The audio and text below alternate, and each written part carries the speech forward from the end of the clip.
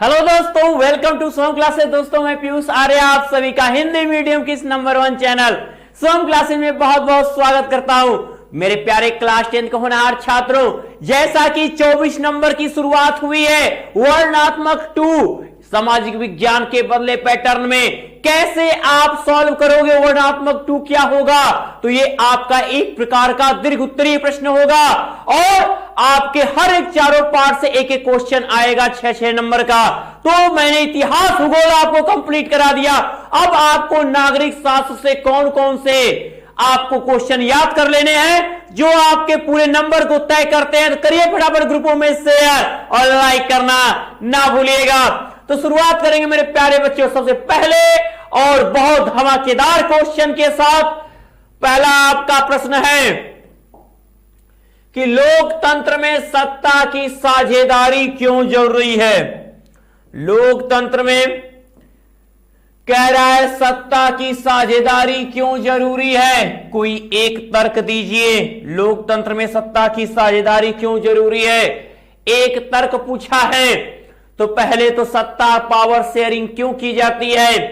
तो सत्ता की साझेदारी ऐसी शासन व्यवस्था होती है, सत्ता की साझेदारी एक ऐसी शासन व्यवस्था होती है जिसमें समाज के प्रत्येक समूह और समुदाय की भागीदारी होती है, जिसमें समाज के हर एक समूह और समुदाय की क्या होती है, भागीदारी होती है।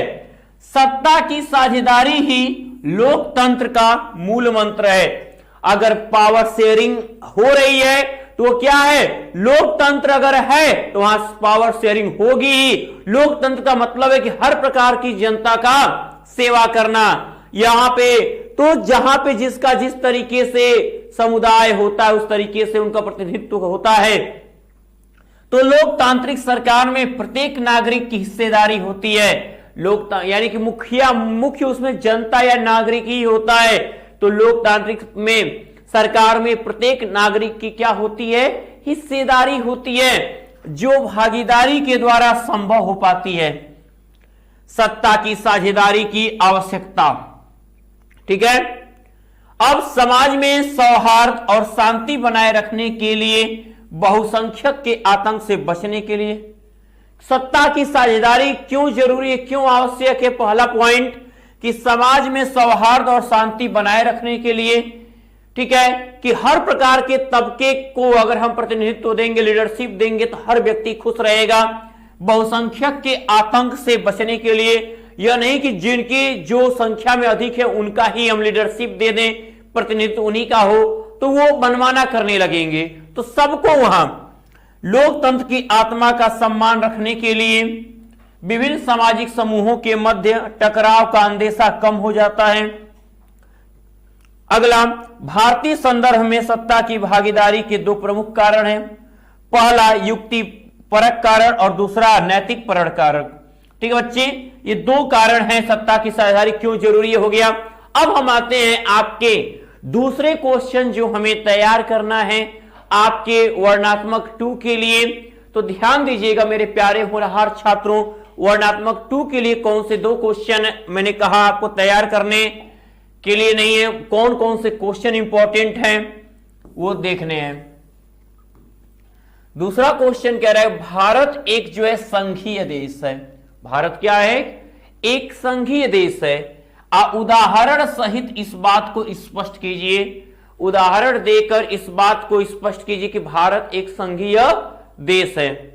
तो संघवाद संवैधानिक राज संचालन की उस प्रवृत्ति का प्रारूप है। संघवाद जो है संवैधानिक राज संचालन की उस प्रवृत्ति का प्रारूप है जिसके अंतर्गत विभिन्न राज्य एवं संविदा द्वारा एक संघ की स्थापना करते हैं। ठीक है, इस संविदा के अनुसार एक संघीय सरकार एवं अनेक राज्य सरकारें संघ की विभिन्न इकाइयां हो जाती हैं। ओके, इस संघीय देश की निम्नलिखित विशेषताएं हैं। इस संघीय देश की निम्नलिखित विशेषताएं, पहला सत्ता का बंटवारा। पहला क्या, सत्ता का बंटवारा। यानी आप इसको कह सकते हो कि संविधान स्पष्ट रूप से शक्तियों को 3 स्तर पर बांटती है। जो हमारा संविधान है, जो हमारे शक्ति हैं, उनको ये 3 स्तर पे बांटती है। क्या किन किन में? केंद्र या संघ सूची, दूसरा हमारा राज्य सूची, तीसरा हमारा समवर्ती संघ, ठीक है, संघ सूची के अंतर्गत प्रतिरक्षा, विदेशी मामले। अब इसमें राज्य सूची तथा समवर्ती सूची। अब जब हम देखते हैं, ये तो हो गया। अब संघ सूची के अंतर्गत क्या क्या चीजें आती हैं, कौन कौन सी चीजों को देख रेख करने का काम केंद्र सरकार करती है? तो जैसे में प्रतिरक्षा हुआ, डिफेंस हुआ, विदेशी मामला हुआ, बैंक का काम है वो भी केंद्र सरकार के जिम्मे है, संघ सरकार, संचार तथा मुद्रा जैसी राष्ट्रीय महत्व के विषय आते हैं। ठीक है, संघ सूची के विषयों पर कानून बनाने का अधिकार केवल केंद्र सरकार को होता है। यानी चाहे अभी जो विषय मैंने आपको बताए, अगर इन पे कानून बनाने, उनको हटाने, उनको प्रयोग में लाने, सारी चीजों का अधिकार जो है बस केंद्र के यानी सेंट्रल गवर्नमेंट के पास होता है। अब राज्य सूची में यानी क्या क्या विषय राज्य सूची के अंतर्गत होते हैं? तो राज्य सूची में पुलिस, व्यापार, कृषि इत्यादि जैसे विषय आते हैं। राज्य सूची के विषयों पर कानून बनाने का अधिकार केवल राज्य सरकारों को होता है। ठीक है, राज्य सूची के विषयों पर कानून बनाने का जो अधिकार है वो केवल राज्य सरकारों को होता है। समवर्ती सूची, इस सूची में समवर्ती सूची में क्या क्या चीजें आती हैं ये ध्यान देना है। इस सूची में शिक्षा, वन, मजदूर संघ इत्यादि विषय आते हैं।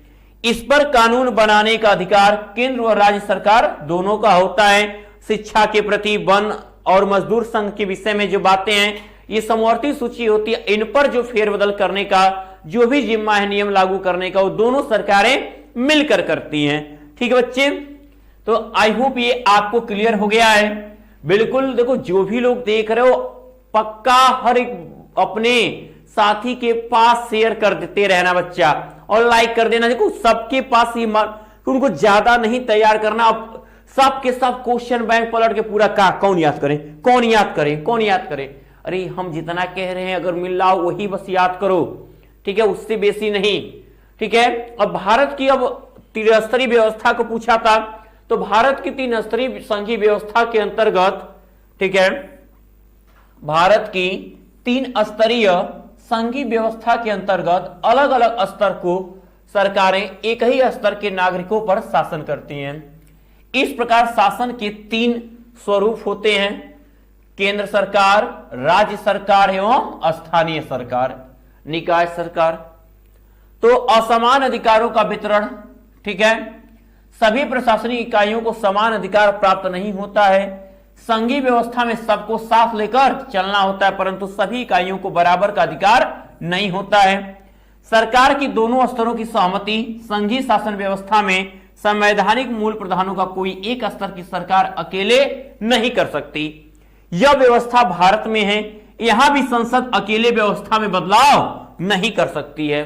ठीक है बच्चे, संसद अकेले बदलाव नहीं कर सकती, ये बात याद रहे।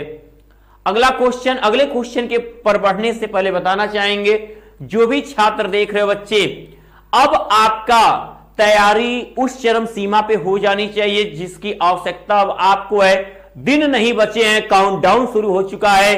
ठीक है, कब परीक्षा शुरू हो जाएगी, कब खत्म होगी, फिर पछताते रह जाओगे, अरे इतनी अच्छी चीजें हमसे कही जा रही थी, मैंने क्यों किया, काश मैंने वहां पढ़ लिया होता, वहां से तो मेरा अच्छे नंबर और आ गए होते, मेरा पेपर अच्छा हो रहा होता। तो ऐसे पछतावा नहीं करना है बच्चे। अगर आप चाहते हो कि हर प्रैक्टिस सेट, हर शॉर्ट नोट्स, हर एक ट्रिक, हर एक सब्जेक्ट की आपके पास एग्जाम से पहले मिल जाए, तो मात्र 399 रुपए पे करके आप जुड़िए शुभम क्लासेज एप्लीकेशन के साथ, जहां आपको 3 बैच, ब्रह्मास्त्र बैच, क्रैश कोर्स और टॉप 100 बैच दिए जाते हैं। इन तीनों बैच से पढ़ के अगर आप कुछ भी नहीं अगर जानते हो, पढ़ते हो, तो भी आप फर्स्ट डिवीजन ला सकते हो। अगर हो मेहनती तो फिर तो हम लोगों की इस बैच में जो तैयारी कराई जा रही है हम लोगों के द्वारा, आप उस मेहनत के साथ अगर जाते हो, उतनी मेहनत करते हो, तो आप 90+ पक्का लाओगे, जैसा कि बहुत सारे बच्चों ने किया है।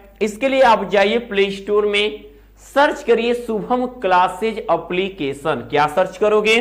शुभम क्लासेज एप्लीकेशन और उसे इंस्टॉल करो।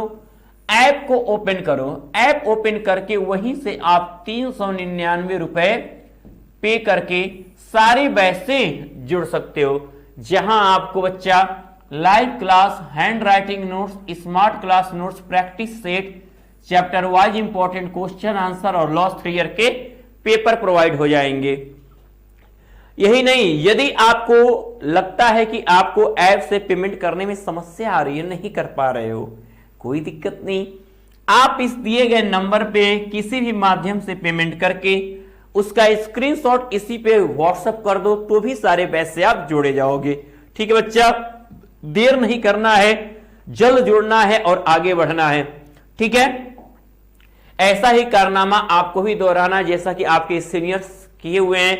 ऐसे ही इनके रिकॉर्डों को आप भी तोड़ोगे, आपके नाम भी हमेशा ऐसे ही जगमगाते रहेंगे। ठीक है, तो चलिए अब आते हैं नेक्स्ट क्वेश्चन, जो है हमारा क्वेश्चन नंबर अगला, जो आपको नागरिक शास्त्र से वर्णनात्मक 2 में पूछा जाएगा। वो ध्यान दीजिएगा कि बेल्जियम में सत्ता की साझेदारी की विशेषताओं का उल्लेख कीजिए। बेल्जियम में सत्ता की साझेदारी की विशेषताओं का उल्लेख कीजिए। तो बेल्जियम में सत्ता की साझेदारी की प्रमुख विशेषताएं निम्नलिखित हैं। बेल्जियम में यह प्रावधान किया गया है कि केंद्रीय सरकार में डच और फ्रेंच, समझिएगा, बेल्जियम के सत्ता की साझेदारी किस प्रकार की गई, यही बात हमें समझ जाए तो हमें लिखने में आसानी आएगी।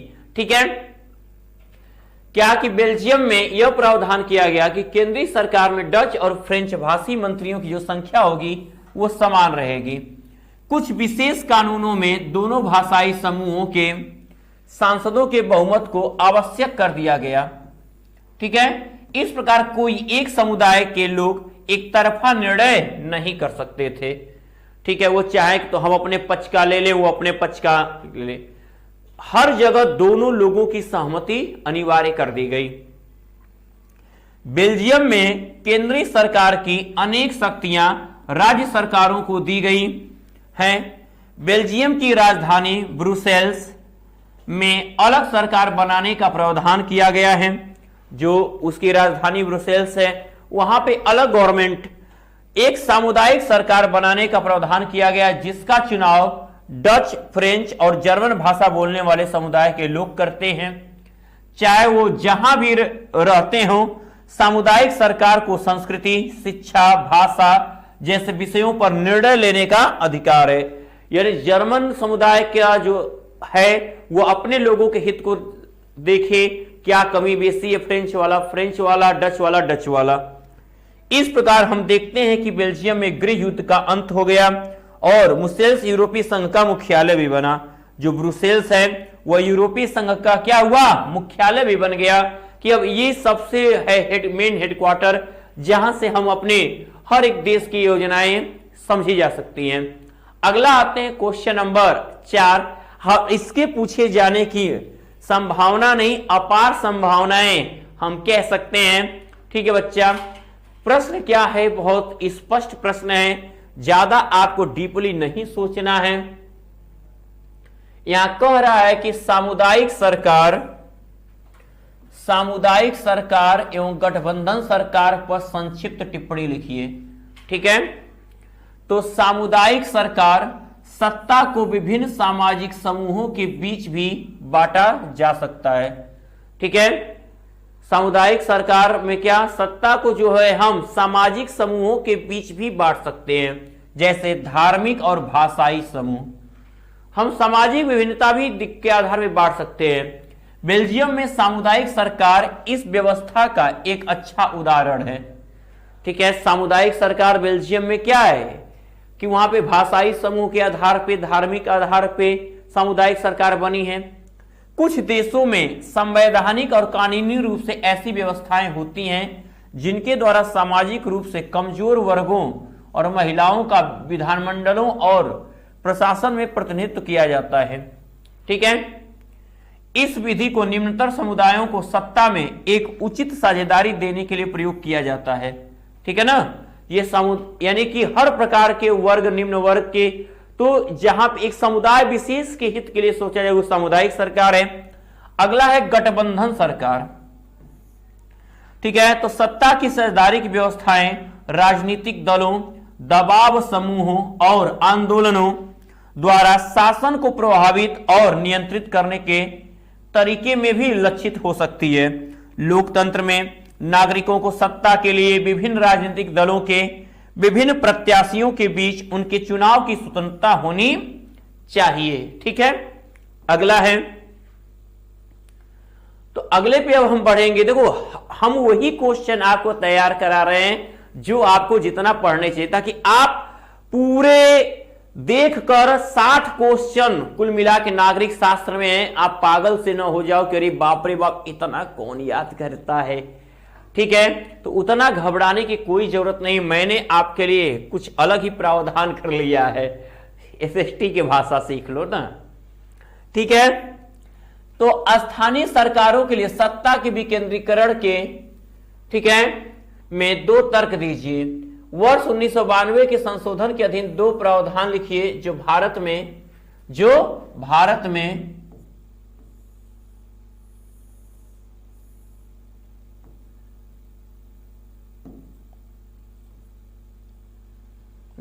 में स्थानीय सरकारों का सशक्तिकरण करते हैं। तो स्थानीय स्तर की सरकार के अंतर्गत गांव में ग्राम पंचायतों और शहरों में नगर पालिकाओं की स्थापना की गई थी। जो स्थानीय स्तर की सरकार है उसमें ग्राम पंचायतों में, गांवों में ग्राम पंचायत और शहरों में नगर पालिका की स्थापना की, परंतु इन्हें राज्य सरकारों के सीधे नियंत्रण में रखा गया था कि जो चुनाव होंगे इसका सारा जिम्मा जो है राज्य देखेगा। स्थानीय सरकारों के लिए नियमित रूप से चुनाव भी नहीं कराए जाते थे। इस स्तर की सरकारों के पास अपना कोई अधिकार नहीं था। इस स्तर की सरकारों के पास अपना कोई भी अधिकार नहीं था। वर्ष 1992 में संविधान संशोधन कर स्थानीय शासन व्यवस्था को अधिक शक्तिशाली और प्रभावी बनाया गया। इसे इसी वर्ष संवैधानिक दर्जा भी दिया गया।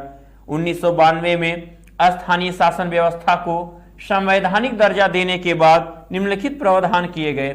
स्थानीय स्वशासी निकायों के चुनाव नियमित रूप से कराना संवैधानिक बाध्यता हो गई कि हर समय पे ये चुनाव कराए जाने चाहिए, ये एकदम कंपलसरी कर दिया गया। आज ग्राम प्रधान के चुनाव, नगर पालिका के चुनाव, मेयर के चुनाव हर प्रतिवर्ष न कह लें आप, यानी कि क्या 5 साल के अंतराल पे किए जाते हैं। ठीक है,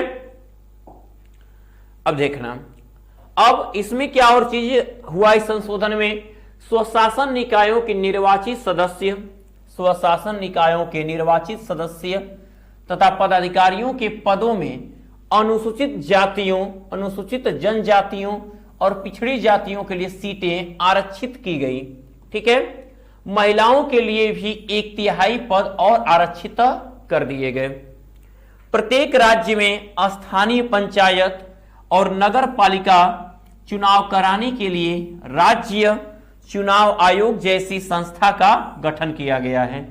ओके, अगला आते हैं। अगला क्वेश्चन देखो, ये इस चैप्टर से आने वाला है बच्चा, सबसे बेहद इंपॉर्टेंट क्वेश्चन। सारी एक ऐसा क्वेश्चन जिसमें से आपके एमसीक्यू, वर्णात्मक 1 के भी क्वेश्चन बन जाएंगे। ठीक है, तो मैक्सिको ओलंपिक में मानवाधिकार के मामले को उठाने वाले खिलाड़ियों के विरुद्ध कौन सी कार्यवाही की गई थी, वर्णन कीजिए। तो पूरा आप बताओगे मैक्सिको ओलंपिक की कहानी। तो अंतरराष्ट्रीय ओलंपिक संघ ने जॉन कार्लोस और टॉमी स्मिथ द्वारा राजनैतिक बयान देने की इस युक्ति को ओलंपिक भावना के विरुद्ध बताते हुए उन दोनों खिलाड़ियों को दोषी करार दिया और उनके पदक वापस ले लिए गए। यही नहीं, दोनों खिलाड़ियों की इस काम के लिए अपने देश में भी बहुत आलोचना हुई। मैक्सिको ओलंपिक में पुरस्कार समारोह के दौरान रजत पदक जीतने वाले ऑस्ट्रेलिया के जो धावक थे पीटर नॉर्मन ने अपनी जर्सी पर मानवाधिकार का बिल्ला लगाकर दोनों अमेरिकी खिलाड़ियों के प्रति अपना समर्थन जताया था। जॉन कार्लोस और टॉमी स्मिथ का पीटर नॉर्मन ने सपोर्ट किया।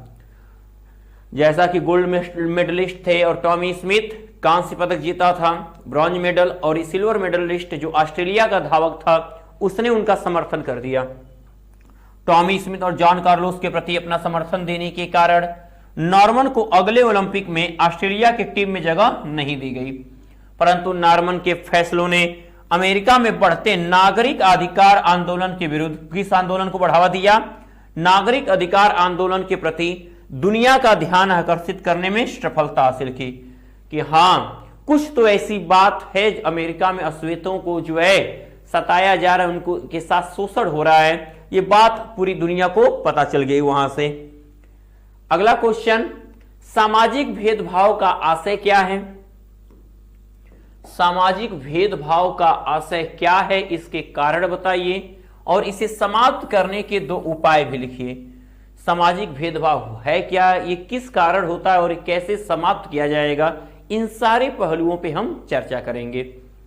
तो सामाजिक भेदभाव का आशय सामाजिक विभाजन अधिकांशतः जन्म पर आधारित होता है। मानव केवल इस आधार पर विशेष समुदाय का सदस्य हो जाता है कि उसका जन्म किसी विशेष समुदाय में हुआ है। ठीक है, मानव केवल इस आधार पे विशेष समुदाय का सदस्य हो जाता है कि उसका जन्म किसी विशेष समुदाय में हुआ है।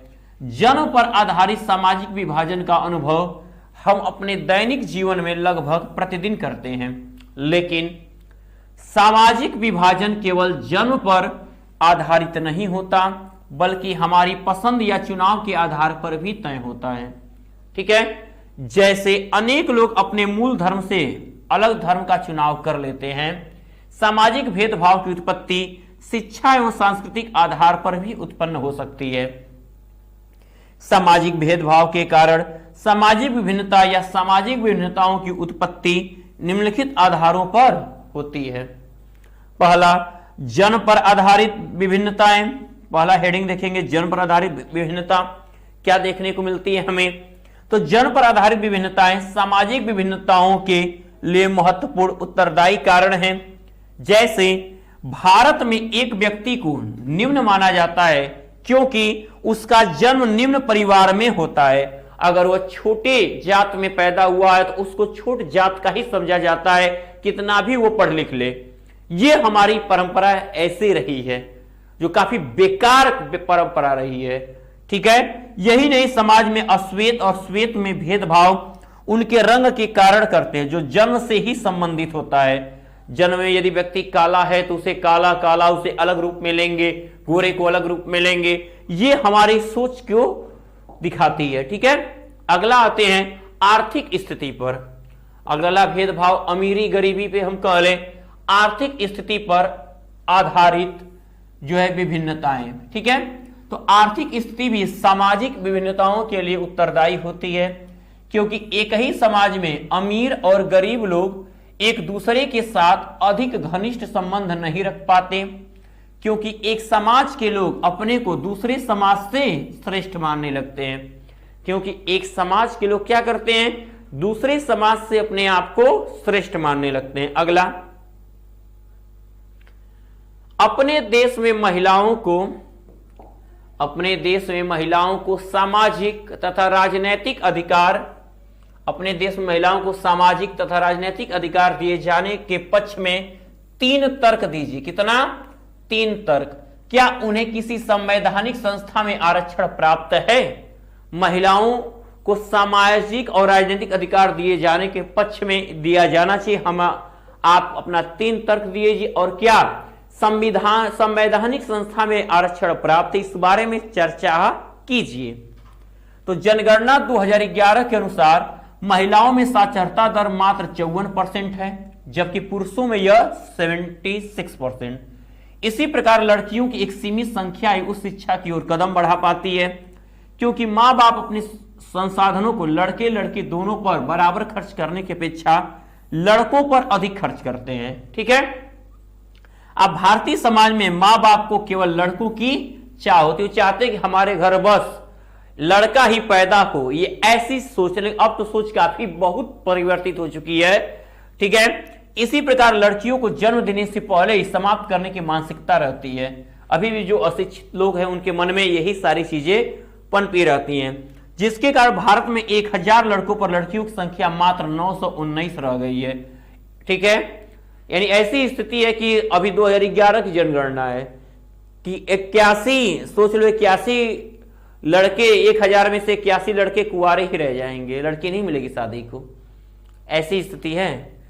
तो पैर पे कुल्हाड़ी कौन मार रहा है? अपने आगे आने वाले संतानों के लिए। ठीक है, भारतीय समाज में महिलाओं के साथ उत्पीड़न, शोषण और उन पर होने वाली हिंसा की खबरें हमें प्रतिदिन देखने व सुनने को मिलती हैं। और महिलाएं आज घरों में भी सुरक्षित नहीं हैं। आज महिला घर में भी सुरक्षित नहीं है, क्योंकि वहां भी उन्हें मारपीट, अनेक तरह की घरेलू हिंसा देखनी पड़ती है। ऊंचे वेतन तथा उच्च पदों पर पहुंचने वाली महिलाओं का औसत बहुत कम है। भारत में स्त्रियां पुरुषों से औसतन प्रतिदिन 1 घंटा अधिक काम करती हैं, लेकिन उन्हें पुरुषों के मुकाबले कम वेतन दिया जाता है। संसद में महिलाओं के आरक्षण विधेयक को बार बार निलंबन के बाद भी पंचायतों में इन्हें 33% और कहीं कहीं राज्यों में 50% आरक्षण प्राप्त है। ठीक है, महिलाओं को। अगला, दबाव समूह और राजनीतिक दलों के संबंधों का स्वरूप कैसा होता है? दबाव समूह क्या होता है और राजनीतिक इनका संबंध क्या है? ठीक है, अब लोकतंत्र किस प्रकार एक उत्तरदायी, जिम्मेदार तथा वैध सरकार बनाता है? तो उत्तरदायी सरकार, ध्यान दीजिएगा, उत्तरदायी सरकार एक ऐसी सरकार होती है जो जिम्मेदार हो तथा जो अपने कार्यों या निर्णयों को सिद्ध कर सके। लोकतांत्रिक सरकार लोगों अथवा संसद के प्रति उत्तरदायी होती है। लोकतंत्र में लोग अपने प्रतिनिधि चुनते हैं जो सरकार का गठन करते हैं, तथा यदि वे लोगों की इच्छाओं के अनुसार कार्य न करें तो लोगों को उसे बदलने का अधिकार होता है। ओके, जिम्मेदार सरकार किसे कहते हैं? जिम्मेदार सरकार एक ऐसी सरकार होती है जो लोगों की आवश्यकताओं तथा उम्मीदों की तरफ सकारात्मक रूप से ध्यान देती है। सरकार ऐसे निर्णय लेती है तथा नीतियां बनाती है उन लोगों को मंजूर हो। इसके अंतर्गत जब भी आवश्यकता पड़े लोग निर्णय लेने में भाग ले सकते हैं। अगला है वैध सरकार, तीसरी हेडिंग। देखो अलग अलग एक ही में है। तो वैध सरकार निश्चित नियम के अनुसार कार्य करती है और सही कार्य प्रणाली को अपनाकर ही निर्णय लेती है।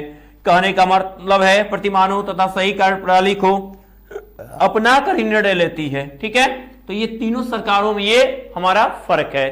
अगला क्वेश्चन, लोकतांत्रिक शासन की 6 प्रमुख विशेषताओं का वर्णन कीजिए। लोकतंत्र के 6 प्रमुख व्यवस्थाओं का वर्णन कीजिए, विशेषताओं का। तो लोकतांत्रिक शासन की 6 प्रमुख विशेषताएं निम्नलिखित हैं। पहला, लोकतांत्रिक शासन की अंतिम सत्ता जनता के हाथों में होती है। जनता अपने शासकों का चुनाव करती है तथा जब चाहे तब उन्हें पद से हटा सकती है। ठीक है। दूसरा, लोकतांत्रिक शासन में, दूसरा पॉइंट, लोकतांत्रिक शासन में सरकार जनता के प्रति उत्तरदायी होती है। जो लोकतांत्रिक सरकार में है उसमें क्या होती है, जो सरकार होती है वो किसके प्रति जिम्मेदार होती है, किसको जवाबदेह होती है, जनता के प्रति। इसलिए वह संविधान के नियमों तथा जनता के हितों को ध्यान में रखकर कानून बनाती है। इसलिए वो सोचती है कि जो भी हम कार्य करें वह जनता के हित में ही होना चाहिए। वो किसके हित में होना चाहिए? जनता हित में ही होना चाहिए। लोकतांत्रिक देशों में लोगों को वोट डालने, चुनाव लड़ने तथा राजनीतिक संगठन बनाने के अतिरिक्त विभिन्न सामाजिक और आर्थिक अधिकार भी प्राप्त होते हैं। लोकतांत्रिक शासन समाज में विद्यमान मतभेदों का शांतिपूर्ण तरीके से निपटारा कर सकता है। लोकतंत्र विभिन्न सामाजिक टकरावों को कम करने की कोशिश करता है।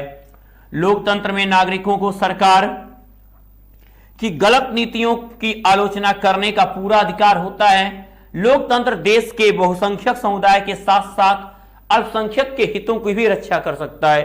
तो पूरी विशेषताएं लिख दी गई, इनमें से 6 विशेषता बस आपको लिखनी थी। के हम देखेंगे वर्णनात्मक 2। तो देखिएगा बच्चे, पहला क्वेश्चन आपके सामने है जो काफी इंपॉर्टेंट है। आपने प्री बोर्ड दिए होंगे, उनमें भी देखा होगा कि ये क्वेश्चन पूछा गया है आपका। ठीक है बच्चा, लिखा है कि उत्पादन के साधनों के स्वामित्व के आधार पर, यानी जो उत्पादन होता है उसके मालिकाना हक जिसपे कलें आर्थिक गतिविधियों का वर्णन कीजिए। स्वामित्व के आधार पर, मालिकाना हक के आधार पे आर्थिक गतिविधियां कितने प्रकार की होती हैं उन्हें आप व्याख्या कीजिए, ये कहा गया है। तो हम लिखेंगे बच्चे उत्तर इसका कि आर्थिक गतिविधियों को विभाजित करने का एक तरीका यह है कि परिसंपत्तियों के स्वामित्व, जो संपत्तियां हैं उनके स्वामित्व और सेवाओं के वितरण के लिए जिम्मेदार कौन है। ठीक है, अब कहने का अर्थ आर्थिक गतिविधियों को विभाजित करने का एक तरीका यह भी है कि परिसंपत्तियों के स्वामित्व और सेवाओं के जो संपत्ति है और जो सेवा वो दे रहे हैं उनके उस वितरण के लिए जिम्मेदार कौन है। अगर इस बात को जब हम सोचते हैं तो उस आधार पर, ठीक है, इस आधार पर उद्यम, दो प्रकार के उद्यम पाए जाते हैं, दो प्रकार के लोगों को, दो प्रकार का समूह हमें देखने को मिलता है। एक होता है सार्वजनिक और एक होता है निजी, यानी एक होता है पब्लिक और एक होता है प्राइवेट। समझ गए? तो अब हम पब्लिक सेक्टर की बात कर ले, सार्वजनिक क्षेत्र की बात कर ले। सार्वजनिक क्षेत्र में क्या क्या चीजें होती हैं तो ध्यान दीजिएगा, इसमें उत्पादन तथा वितरण के साधनों पर सरकार का स्वामित्व है। ठीक है, जो सार्वजनिक क्षेत्र है उसके क्या उत्पादन करना है, उसका वितरण किस प्रकार करना है, इन सारी चीजों पे सरकार का हक होता है और सरकार ही सभी सेवाएं उपलब्ध कराती है। सार्वजनिक क्षेत्र का ध्येय लाभ कमाना नहीं बल्कि जन सेवा होता है। जो सार्वजनिक क्षेत्र है उसका मुख्य काम लाभ कमाना नहीं बल्कि जन सेवा होता है। सरकारें सेवाओं पर किए गए व्यय की भरपाई, ठीक है, सरकारें क्या करती हैं, सेवाओं पर किए गए व्यय की भरपाई या अन्य तरीकों से करती हैं। भरपाई जो है करों से करती हैं या तो टैक्स लेती है जनता से सरकार, तो जो सरकार सेवा आपको देती है उसके खर्च की भरपाई आपसे टैक्स लेकर करती है या उसके अन्य भी सरकार के उपक्रम हैं। रेलवे, डाक व्यवस्था, बैंक, बीमा कंपनियां, ठीक है, आदि सार्वजनिक क्षेत्र के उदाहरण है। ये सारी चीजें किसके अंडर में होती हैं, सरकार के अंडर में होती हैं। ऐसे काम जो देश हित से जुड़े हैं, ऐसे काम जो देश हित से जुड़े हैं, जिनका प्रभाव पूरे देश पर पड़ता है, ठीक है, ऐसे काम जो देश से जुड़े हैं और उनका प्रभाव, उसमें कोई भी परिवर्तन, कोई भी लाभ हानि देश की लाभ हानि से निश्चित होती है, तो सरकार, वो सारी चीजें क्या होती है, सरकार के नियंत्रण में ही होती हैं। ठीक है, और ये आपको बताया गया कि सारी चीजें रेलवे, डाक व्यवस्था, बैंक तथा बीमा कंपनियां, ये क्या है, सार्वजनिक क्षेत्र के उपक्रम है। और हमें नागरिक शास्त्र में पढ़े थे कि इसे हम, ये सारी चीजें किसमें आती हैं, ये किस सूची का विषय है, संघ सूची का विषय है। ठीक है, अगर हम नागरिक शास्त्र की तरफ बढ़े तो। लेकिन अभी हम अर्थशास्त्र में हैं। निजी क्षेत्र किसे कहते हैं, प्राइवेट सेक्टर क्या होता है, प्राइवेट सेक्टर के बारे में हम सुनेंगे। तो निजी क्षेत्र में परिसंपत्तियों पर स्वामित्व और सेवाओं के वितरण की जिम्मेदारी एकल व्यक्ति या कंपनी के हाथों में होती है। वह किसी एक व्यक्ति या कंपनी के हाथ में होती है। अब उस पे उसका मालिक वही होता है। ठीक है, उसमें दूसरे का कोई इंटरफेयर, गवर्नमेंट का कोई इंटरफेयर नहीं होता है। ठीक है, उसकी जिम्मेदारी एकल व्यक्ति या कंपनी के हाथों में होती है। निजी क्षेत्र की गतिविधियों का जो ध्येय लाभ अर्जित करना होता है। निजी कंपनियों का जो मुख्य उद्देश्य है वो क्या होता है, लाभ कमाना। हर व्यक्ति अपना कुछ भी काम चालू करता है, किस लिए करता है, कोई भी बिजनेस करता है, किस लिए करता है, बस प्रॉफिट चाहिए उसे। इनकी सेवाओं को प्राप्त करने के लिए हमें इन एकल स्वामियों और कंपनियों को भुगतान करना पड़ता है। Tata iron and steel company limited या रिलायंस इंडस्ट्री लिमिटेड जैसी कंपनियां निजी स्वामित्व में हैं। इनका ये अपना कंपनी है, ये अपने मालिकाना हक चलाते हैं, इस पे सरकार का कोई फोकस नहीं। ये अपने तरीके से जहां जो उत्पादन करना उत्पादन करेंगे, जो सरकार का जो टैक्स होगा वो पे कर देंगे, और इन पे सरकार ये नहीं कह सकती कि नहीं आप ये ही करो। ठीक है, तो ये इनकी क्या, ये प्राइवेट सेक्टर है। ठीक है बच्चे, तो आई होप अब इस तरीके से आपने क्लियर कर लिया। पहला कि हम स्वामित्व के आधार पर उत्पादन का वर्गीकरण दो भागों में करते हैं, एक सार्वजनिक क्षेत्र का, दूसरा ठीक है निजी क्षेत्र। अब ये काफी पूछे जाने वाले प्रश्नों में से बहुत बड़े प्रश्न हैं, और इनको आप अपने अपने तरीके से लिख सकते हैं। इनको या तो अलग अलग हेडिंग देके लिख सकते हैं, या उनको ऐसे कॉलम बना के उनको अलग अलग डिफाइन कर सकते हैं। तो किस तरीके से ये क्वेश्चन है आपका, देख सकते हो। राष्ट्रीय आय तथा प्रति व्यक्ति आय में क्या अंतर होता है, विवेचना कीजिए। राष्ट्रीय आय, नेशनल इकोनॉमी, ठीक है, और पर्सनल इकोनॉमी में क्या अंतर होता है। अब यह कह रहा है इनकम में राष्ट्रीय आय तथा प्रति व्यक्ति आय में अंतर, एकदम जैसे हमने बनाया है, अगर एक प्रश्न आता है इसी तरीके से आपको भी अपने आंसर में जाना है। अब हो गया एक तरफ राष्ट्रीय आय, एक तरफ हो गया प्रति व्यक्ति आय। समझिएगा, राष्ट्रीय आय या लाभांश उत्पादन के साधनों द्वारा किसी एक निश्चित समय में, प्रायः 1 वर्ष ले लो, ठीक है, लगभग 1 वर्ष आय सकल आय लेते हैं, तो प्रायः किसी एक निश्चित समय में उत्पादन किए गए प्रत्येक पदार्थ एवं सेवा की वास्तविक या शुद्ध मात्रा होती है। राष्ट्रीय आय क्या होती है, उत्पादन के साधनों का एक निश्चित समय में उत्पादन किए गए प्रत्येक पदार्थ एवं सेवा की वास्तविक या शुद्ध मात्रा होती है। जबकि प्रति व्यक्ति आय क्या होता है, प्रति व्यक्ति आय का अर्थ देश के एक व्यक्ति को निश्चित समय में प्राप्त होने वाली आय से है। यहां पे प्रति व्यक्ति का आय है कि वो एक व्यक्ति की आय की गणना करती आय, यहां पर पूरे देश की एक साल में कितनी आय होती है ये उससे निर्धारित होती है। ठीक है, एक कहने का अर्थ अगर अपनी भाषा में आप समझना चाहो, राष्ट्रीय आय किसे कहते हैं, तो एक वर्ष में, ठीक है, राष्ट्र की यानी राष्ट्र के लोगों की जो औसतन आय होती है वही वो उस साल की क्या होती है, राष्ट्रीय आय कहलाती है। प्रति व्यक्ति आय यानी किसी एक व्यक्ति की जो एक साल यानी एक निश्चित समय में उसके द्वारा अर्जित किए गए लाभ है या जो आय है वही उसकी प्रति व्यक्ति आय है। ठीक है, यानी पूरे देश के प्रति व्यक्ति आय को मिलाकर राष्ट्रीय आय की परिकल्पना हम कर सकते हैं। राष्ट्रीय आय किसी देश में वर्ष भर उत्पादित की गई वस्तुओं एवं सेवाओं के मौद्रिक मूल्य का संपूर्ण योग होती है।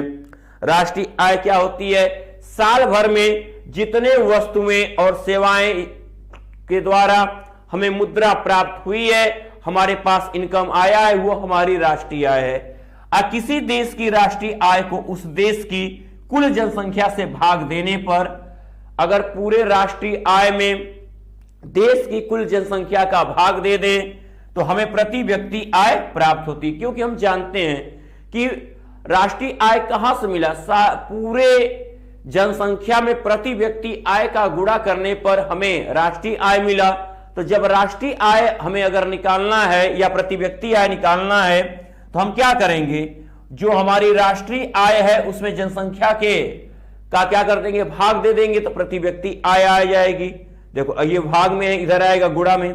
तो राष्ट्रीय आय जब हमारा जनसंख्या में प्रति व्यक्ति आय को गुणा करने पे प्राप्त होती है तो प्रति व्यक्ति आय उसी राष्ट्रीय आय में क्या होगी, जनसंख्या का भाग देने पे प्राप्त होती है। तो हम कह सकते हैं कि किसी देश की जो राष्ट्रीय आय को उस देश की कुल जनसंख्या से भाग देने पर हमें प्रति व्यक्ति आय प्राप्त होती है, यानी प्रति व्यक्ति आय बराबर देश की वास्तविक राष्ट्रीय आय बटे देश की कुल जनसंख्या। ओके बच्चे, अगला अंतर हम कर सकते हैं, ठीक है, कि राष्ट्रीय आय में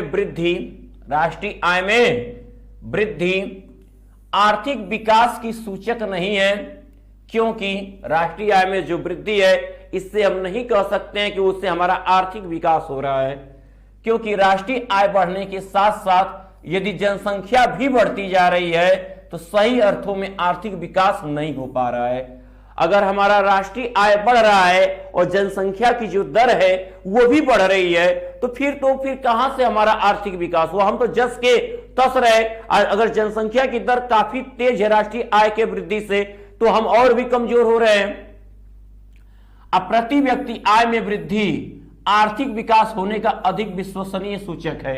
यदि देश की जनसंख्या में हर व्यक्ति की आय हर साल बढ़ रही है तो इससे हमारी राष्ट्रीय आय बढ़ेगी और वो शुद्धतम होगी। ठीक है, वहां पे हम ये कह सकते हैं कि हमारा आर्थिक विकास हो रहा है। ठीक है, अगर प्रति व्यक्ति आय बढ़ रही है तो देश की भी आय बढ़ेगी। ठीक है, तो ये अंतर होता है मेरे प्यारे बच्चों। अगले क्वेश्चन पे हम देखेंगे। अगला क्वेश्चन दिया है कि भारत में विदेशी व्यापार की 3 विशेषताओं का व्याख्या कीजिए। विदेशी व्यापार अगर न होते तो यही वैश्वीकरण की प्रक्रिया है। ठीक है, ध्यान दीजिएगा। लिखा है भारत में विदेशी व्यापार की 3 विशेषताओं की व्याख्या कीजिए। भारत में विदेशी व्यापार के 3 विशेषताओं की व्याख्या कीजिए। अब तो भारत में विदेशी व्यापार की 3 विशेषताएं निम्नवत है। पहली विशेषता देखिएगा, प्राकृतिक संसाधनों का पूर्ण उपयोग। प्राकृतिक संसाधनों का पूर्ण उपयोग। तो एक देश ऐसे उद्यमों की स्थापना एवं संचालन करता है, एक देश ऐसे उद्यमों की स्थापना एवं संचालन करता है जिनसे उसे अधिकतम तुलनात्मक लाभ प्राप्त होता है। ठीक है, जिससे उसे क्या होता है? अधिकतम तुलनात्मक लाभ प्राप्त होता है और उस बाजार में वह अपनी उत्पादित वस्तुओं को बेचता है। और उस बाजार में वह क्या करता है? अपनी उत्पादित वस्तुओं को बेचता है जहां उसे वस्तुओं का सबसे अधिक मूल्य मिलता है। वह क्या, एक देश क्या करता है? ऐसे उद्योगों की स्थापना संचालन करता है जिन्हें उन्हें सबसे ज्यादा लाभ प्राप्त होता है और उस बाजार या उस देश में अपनी उत्पादित वस्तुओं को बेचता है उस जहां उसे वस्तुओं का सबसे अधिक मूल्य मिलता है। फलस्वरूप वह उपलब्ध प्राकृतिक संसाधनों का सर्वोत्तम उपयोग करता है। ठीक है, अगला, औद्योगिकरण को प्रोत्साहन मिलता है। इससे, इस व्यापार से औद्योगिकरण को प्रोत्साहन मिलता है। ठीक है, तो अब यहां पे हम देखें तो विदेशी व्यापार के माध्यम से देश में उद्योग धंधों को विकसित करने के लिए आवश्यक उपकरण, कच्चा माल, तकनीकी ज्ञान और सरलता से उपलब्ध हो जाते हैं। फलतः देश में औद्योगिक विकास को प्रोत्साहन मिलता है। ओके, अब अगला है कि अंतरराष्ट्रीय सहयोग एवं सद्भावना में वृद्धि। अंतरराष्ट्रीय सहयोग एवं सद्भावना में वृद्धि। तो विदेशी व्यापार के फलस्वरूप विभिन्न देशों के नागरिक एक दूसरे के संपर्क में आते हैं और एक दूसरे के विचारों और दृष्टिकोण से परिचित होते हैं। फलस्वरूप सांस्कृतिक सहयोग एवं परस्पर विश्वास में क्या होती है? वृद्धि हो जाती है। तो ये 3 विशेषताएं हैं, नोट करिएगा फटाफट बच्चे, नोट करिए, आगे बढ़ा जाए।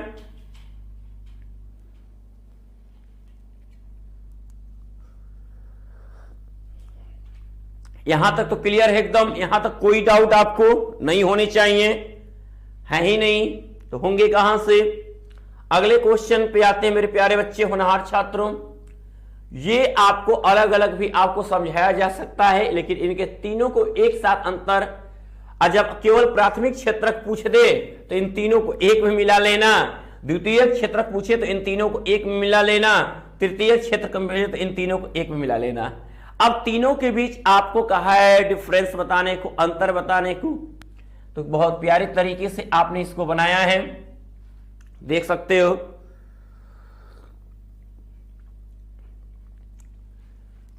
प्राथमिक, द्वितीयक और तृतीयक क्षेत्रक में अंतर स्पष्ट कीजिए।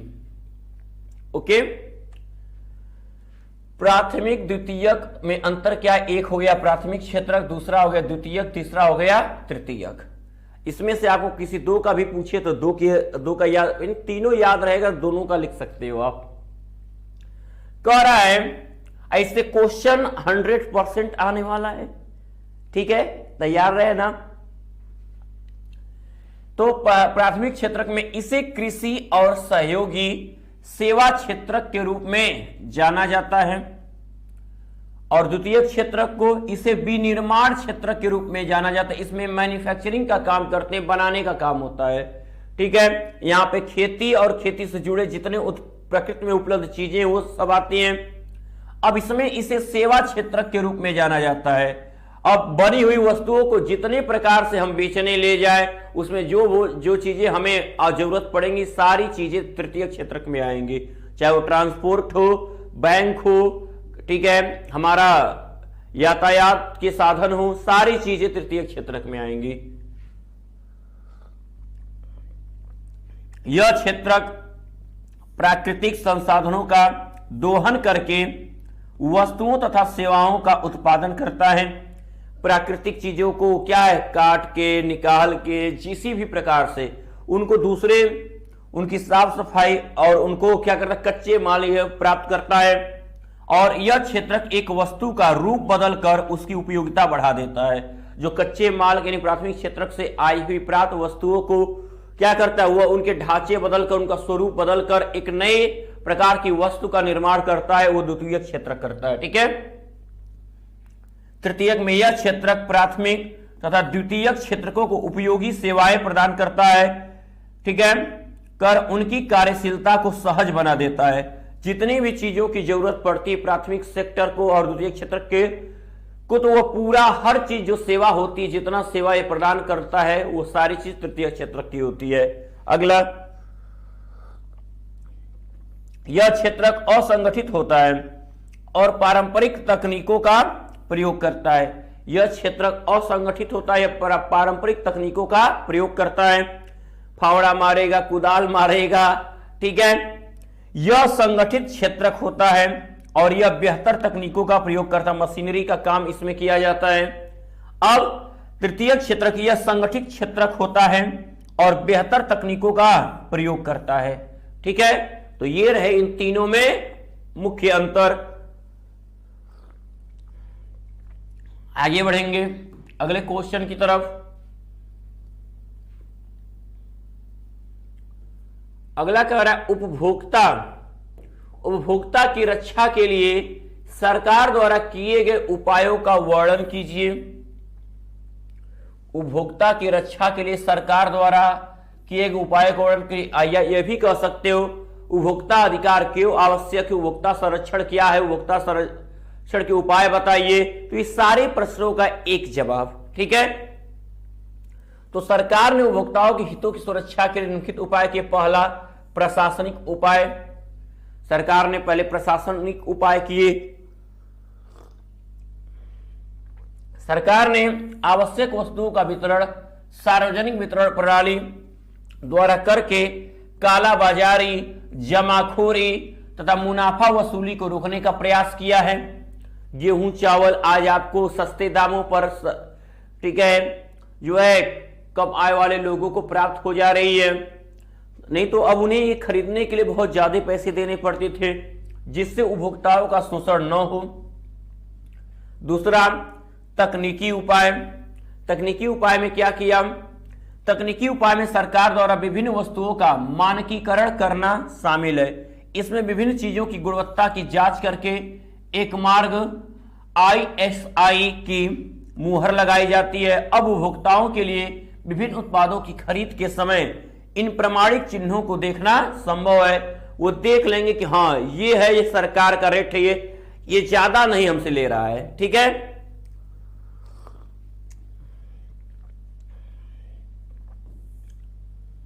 अगला,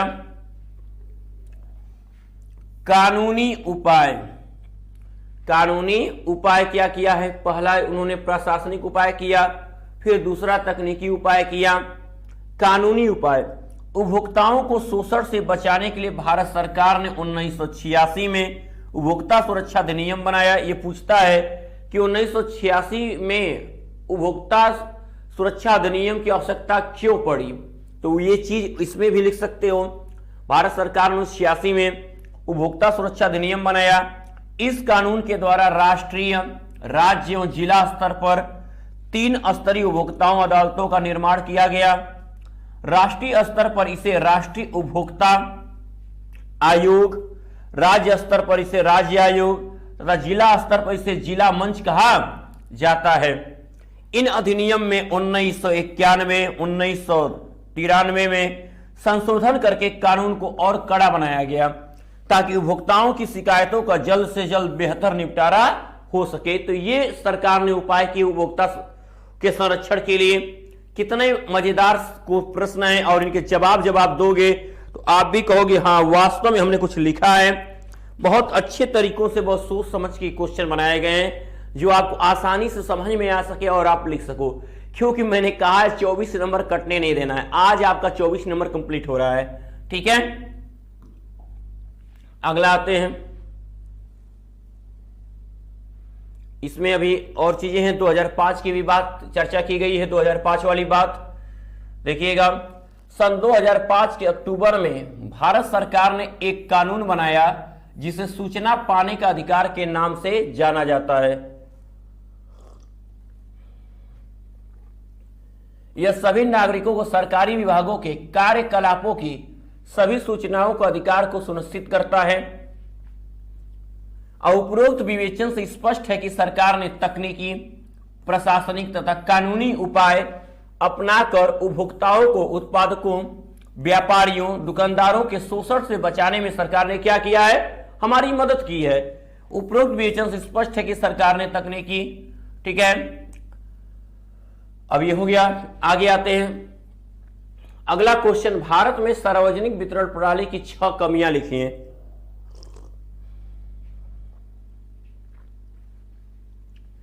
पहले तो हम ये जान लें सार्वजनिक वितरण प्रणाली है क्या। सस्ते दरों पे अनाज, सरकार द्वारा सस्ते दरों पे, ठीक है, अनाज उपलब्ध कराने की प्रक्रिया को ही सार्वजनिक वितरण प्रणाली के नाम से जाना जाता है। सरकारी का उपक्रम है।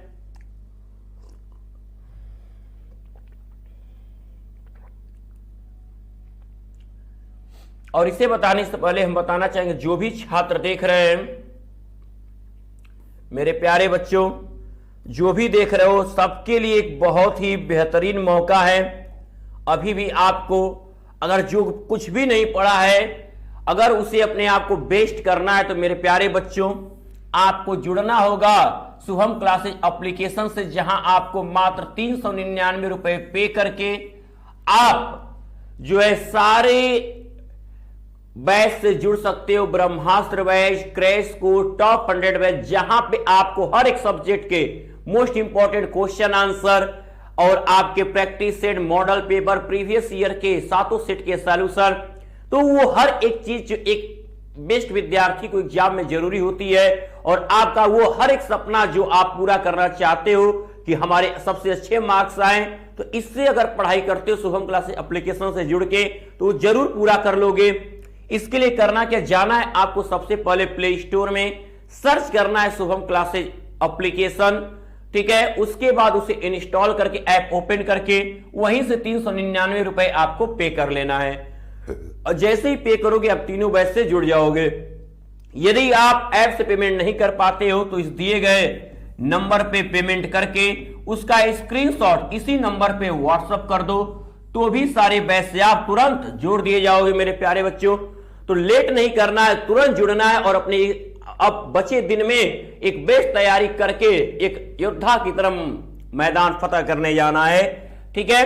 तो आते हैं मेरे प्यारे बच्चों अगले क्वेश्चन की तरफ। अगला क्वेश्चन हमारा भारत में सार्वजनिक वितरण प्रणाली की 6 कमियों के बारे में।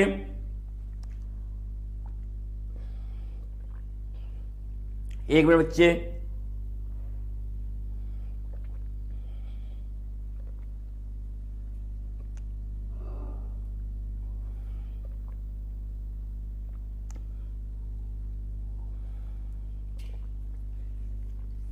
ठीक है। अब सार्वजनिक वितरण प्रणाली की 6 कमियां क्या हैं, तो भारत में सार्वजनिक वितरण प्रणाली की 6 कमियां कह रहा है कि लिखिए। तो सार्वजनिक वितरण के अंतर्गत आवश्यक वस्तुओं की न्यूनतम मूल्य पर, सार्वजनिक वितरण प्रणाली के अंतर्गत जो जरूरी चीजें हैं आवश्यक वस्तुओं के न्यूनतम मूल्य पर लोगों को उपलब्ध कराया जाता है। सरकार द्वारा नियंत्रित मूल्य तथा मात्रा में आपूर्ति करना राशनिंग कहलाता है। राशनिंग किसे कहते हैं? सरकार द्वारा नियंत्रित मूल्य तथा मात्रा में वस्तुओं की जो आपूर्ति की जाती है उसे राशनिंग कहते हैं।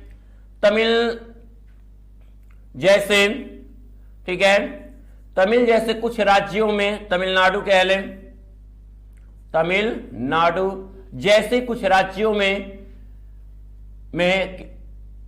राशन की आपूर्ति के लिए सार्वजनिक वितरण प्रणाली अधिक विकसित है, जबकि झारखंड में ऐसी प्रणाली अधिक विकसित नहीं है। जबकि तमिलनाडु एक विकसित राज्य है, फिर भी वहां की सार्वजनिक वितरण प्रणाली बहुत अच्छी है, जबकि झारखंड में बहुत जरूरी है, वहां इसका विकास नहीं है। भारत को सार्वजनिक वितरण प्रणाली में 6 कमियां निम्नलिखित है, सुनिएगा। कौन कौन सी कमी? पहला कमी भ्रष्टाचार। लो पहला, ये तो सबसे बड़ा कहले राक्षस है, भ्रष्टाचार हर क्षेत्र में, घुसखोरी। सार्वजनिक वितरण प्रणाली का सबसे बड़ा दोष इस प्रणाली में निरंकुश भ्रष्टाचार है, ठीक है। इस प्रणाली के अंतर्गत गरीबों के लिए आवंटित राशन की कालाबाजारी की जाती है और गरीबों से खाद्यान्न के बदले सामान्य से अधिक मूल्य वसूला जाता है।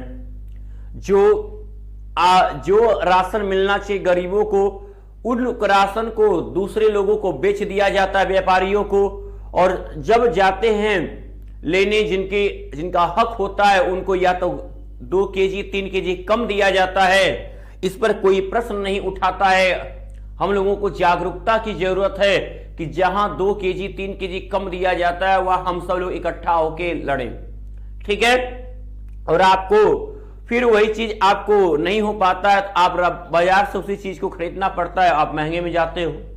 अगला, लाल फीताशाही।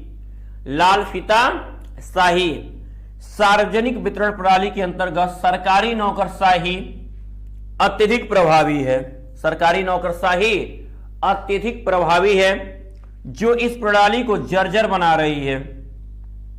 लाल फीताशाही के कारण अनाज गोदामों में सड़ तो जाता है किंतु वितरित नहीं हो पाता।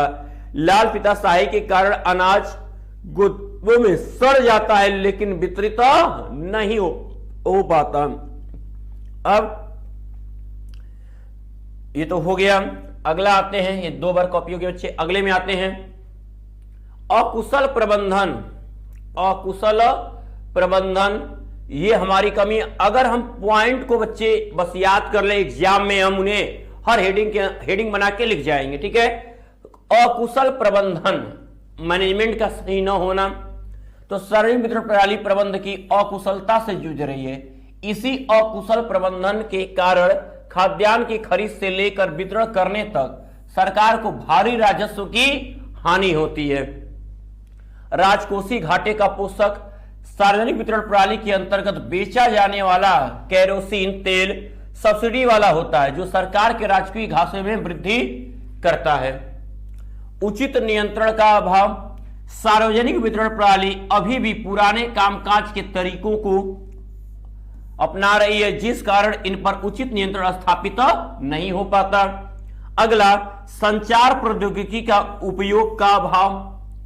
वर्तमान संचार प्रौद्योगिकी के युग में भी सार्वजनिक वितरण प्रणाली इससे वंचित है, जिस कारण समय, धन, संसाधनों की बर्बादी हो जाती है। अगला आते हैं, भारत में उपभोक्ता आंदोलन की शुरुआत किन कारणों से हुई? भारत में उपभोक्ता आंदोलन की शुरुआत किन कारणों से हुई? तो भारत में उपभोक्ता आंदोलन का जन्म अनैतिक और अनुचित व्यवसाय कार्यों से उपभोक्ताओं की रक्षा करने, प्रोत्साहित करने की आवश्यकता के फलस्वरूप हुआ। यह आंदोलन बृहद स्तर पर उपभोक्ताओं के हितों के विरुद्ध और अनुचित व्यवसाय शैली को सुधारने के लिए व्यवसायिक कंपनियों और सरकार दोनों पर दबाव डालने में सफल हुआ। भारत में उपभोक्ता आंदोलन की शुरुआत निम्न कारणों से हुई। अब पहला, उपभोक्ता आंदोलन की शुरुआत उपभोक्ताओं के असंतोष के कारण हुई, क्योंकि विक्रेता कई अनुचित व्यवसायों में शामिल होते थे। दूसरा, बाजार में उपभोक्ताओं को शोषण से बचाने के लिए कोई कानूनी व्यवस्था उपलब्ध नहीं थी। यह माना जाता था कि एक उपभोक्ता की जिम्मेदारी है कि वह एक वस्तु या सेवा को खरीदते समय सावधानी अपनाए। अगला, इन्होंने वस्तुओं और सेवाओं की गुणवत्ता सुनिश्चित करने की जिम्मेदारी विक्रेताओं पर भी डाल दी। भारत में सामाजिक बल के रूप में उपभोक्ताओं आंदोलन का जन्म अनैतिक, अनुचित व्यावसायिक कार्यों में उपभोक्ताओं के हितों की रक्षा करने और प्रोत्साहित करने की भी आवश्यकता के फल स्वरूप हुआ। ठीक है, ये कंप्लीट हो गया। आगे बढ़ेंगे मेरे प्यारे बच्चों। ठीक है, वैश्वीकरण को किस प्रकार न्याय संगत बनाया जा सकता है? वैश्वीकरण को किस प्रकार न्याय संगत बनाया जा सकता है? वैश्वीकरण को किस प्रकार न्याय संगत बनाया जा सकता है? तो वैश्वीकरण के कारण शिक्षित व धनी लोगों ने नए अवसरों का सर्वोत्तम उपयोग किया है। इसे अधिक निष्पक्ष बनाने के लिए सुनिश्चित करना चाहिए कि लाभ बेहतर साझा किए गए हैं। वैश्वीकरण के लाभ बेहतर साझा किए गए हैं और सरकारी नीतियों को देश के सभी लोगों के हितों की रक्षा करनी चाहिए। लिख लोगे। यह छोटे उत्पादकों को उनके प्रदर्शन को बेहतर बनाने में सहायता कर सकता है, जब तक ये प्रतिस्पर्धा के लिए पर्याप्त मजबूत न हो जाए। यदि तो इन्हीं हमें तो ये क्वेश्चन कितना इंपॉर्टेंट हो सकता है, आप ये सोच सकते हो, नोट कर लो। नेक्स्ट क्वेश्चन जो सबसे ज्यादा आपका वैश्वीकरण के सकारात्मक और नकारात्मक प्रभाव की बात कर रहा है, तो हम देखेंगे विदेशी व्यापार का पहले अर्थ जान लीजिए। भारत के विदेशी व्यापार के अंतर्गत भारत से होने वाले सभी निर्यात एवं विदेशों से भारत में आयाती सभी सामानों से है। विदेशी व्यापार का अर्थ है कि भारत से जो सामान हम बाहर भेज रहे हैं और बाहर से जो सामान हम अपने देश में ला रहे हैं, यही है भारत का विदेशी व्यापार। विदेशी व्यापार भारत के वाणिज्य एवं उद्योग मंत्रालय की देखरेख में होता है। अगला कह रहा है कि भारत पर वैश्वीकरण के सकारात्मक प्रभाव क्या है। वैश्वीकरण किसे कहते हैं? आयात निर्यात की प्रक्रिया को ही वैश्वीकरण, एक देश से दूसरे देश के बीच होने वाली आयात निर्यात की प्रक्रिया ही वैश्वीकरण है। तो भारत पर वैश्वीकरण के सकारात्मक प्रभाव क्या है, पॉजिटिव इफेक्ट क्या है? तो वैश्वीकरण के कारण नए उद्योग स्थापित होने से रोजगार के नए अवसरों का सृजन हुआ। पहला पॉइंट, उद्योगों को कच्चे माल की आपूर्ति करने वाली स्थानीय कंपनियों का विस्तार हुआ। अब इंडस्ट्रियों को कच्चे माल देने के लिए भी अलग अलग जगह पे जो उत्पाद होते हैं उनके लिए कंपनी बन गई। वैश्वीकरण ने कुछ बड़ी कंपनियों को बहुराष्ट्रीय कंपनियों के रूप में उभरने में सक्षम बनाया है। अगर बहुराष्ट्रीय कंपनियों को सहयोग का कारण क्या है? वैश्वीकरण का बहुराष्ट्रीय कंपनियां, यानी कि बहुराष्ट्रीय कंपनियां क्या या अंतरराष्ट्रीय कंपनियां किसे कहते हैं? जो एक देश से दूसरे देश में भी अपना ठीक है उद्योग संचालित करते हैं, उन्हें बहुराष्ट्रीय कंपनियां कहते हैं। Tata Motors, Infosys, Ranbaxy, Asian paints कुछ ऐसी भारतीय कंपनियां हैं जो विश्व स्तर पर अपने क्रियाकलापों का प्रसार कर रही हैं। ये भारत की कंपनियां दूसरे देशों में भी विस्तारित हैं। ठीक है, वैश्वीकरण से सेवा प्रदान कंपनियों से सूचना संचार प्रौद्योगिकी कंपनियों के लिए नए अवसरों का सृजन हुआ है। प्रशासनिक कार्य, इंजीनियरिंग इत्यादि जैसे कई सेवाएं भारत जैसे देशों में अब सस्ते में उपलब्ध है और विकसित देशों को निर्यात की जाती हैं। और अगर हम देखें तो वैश्वीकरण के कारण तो ये आपके क्या रहे सकारात्मक पहलू। नकारात्मकता की बात कर ले तो वैश्वीकरण के बहुत से अच्छे प्रभावों के बावजूद इसके कुछ नकारात्मक प्रभाव भी हैं। उत्पादकों कर्मचारियों पर वैश्वीकरण का समान प्रभाव नहीं पड़ा है। पहला कि वैश्वीकरण और प्रतिस्पर्धा के दबाव में श्रमिकों के जीवन को व्यापक रूप से प्रभावित किया है। बढ़ती प्रतिस्पर्धा के कारण श्रमिकों का रोजगार लंबे समय के लिए सुनिश्चित नहीं है। जहां पहले कारखाने श्रमिकों को अस्थायी आधार पर रोजगार देते थे, वही अब वे अस्थायी रोजगार देते हैं ताकि श्रमिकों को वर्ष भर वेतन न देना पड़े। जितना जरूरत है उतना ही भर काम भैया मिलेगा। हम फिक्स नहीं करेंगे कि आप हमारे यहां साल भर, जब तक काम है तब तक करना है। ठीक है। राष्ट्रीय आय और प्रति व्यक्ति आय में अंतर स्पष्ट कीजिए। ये आपको अलग अलग करके है, मैंने इसको आपको क्लियर ही कर दिया है, राष्ट्रीय आय और प्रति व्यक्ति आय में अंतर। अब है कि जीविका के लिए काम करने वाले आसपास के वयस्कों के सभी कार्यों की लंबी सूची बनाइए और इन्हें आप किस तरीके से वर्गीकृत कर सकते हैं, उनके चयन की। तो प्राथमिक क्षेत्र, द्वितीयक क्षेत्र और तृतीयक क्षेत्र। तो कार्य की प्रकृति के आधार पर वर्गीकरण, हम कहने का कुल मिला के अर्थ तीनों क्षेत्रकों के बारे में बताइए। प्राथमिक क्षेत्र की बात कर लें तो वे सभी आर्थिक क्रियाएं, देखो प्राथमिक क्षेत्र किसे कहते हैं, उसमें क्या क्या चीजें आती हैं, द्वितीय क्षेत्र किसे कहते हैं, उसमें क्या क्या चीजें आती हैं, तृतीय क्षेत्र क्या होता है, उनमें क्या क्या चीजें आती है, क्लियर कर देते हैं। तो वे सभी आर्थिक क्रियाएं जो प्राकृतिक संसाधनों के योग द्वारा की जाती हैं उन्हें प्राथमिक क्षेत्र में रखा जाता है। जैसे कृषि कार्य हुआ, मत्स्य पालन हुआ, कच्चे माल की प्राप्ति, सारी चीजें प्राथमिक क्षेत्र के हैं। ठीक है। अब द्वितीय क्षेत्र में हमने कहा है बनाने का काम। तो इस क्षेत्र में प्राथमिक क्षेत्र से प्राप्त विभिन्न उत्पादों का, जो प्राथमिक क्षेत्र से जितने हम कच्चे माल प्राप्त करते हैं, अलग अलग उत्पादों का आदि योग करके विभिन्न उपयोगी वस्तुओं का निर्माण किया जाता है, उनको दूसरे स्वरूप में परिवर्तित किया जाता है, उनको विनिर्माण पद्धति द्वारा। ठीक है। तो उन्हें द्वितीय क्षेत्र कहते हैं। जैसे कपास से कपड़ा बनाना, गन्ने से चीनी बनाना। अब कपास सीधे प्राप्त करते, गन्ना सीधे प्राप्त करते, प्राथमिक क्षेत्र के कच्चे माल हैं, उनको अब हम दूसरे रूप में परिवर्तित कर रहे हैं, तो वो द्वितीय क्षेत्रक हो गया हमारा। ठीक है। तृतीय क्षेत्रक, अब इनको बेचेंगे कैसे। ठीक है। सेवा प्रदान करने वाला। तो इस क्षेत्र में किसी वस्तु का निर्माण नहीं किया जाता है बल्कि सेवाएं प्रदान की जाती हैं।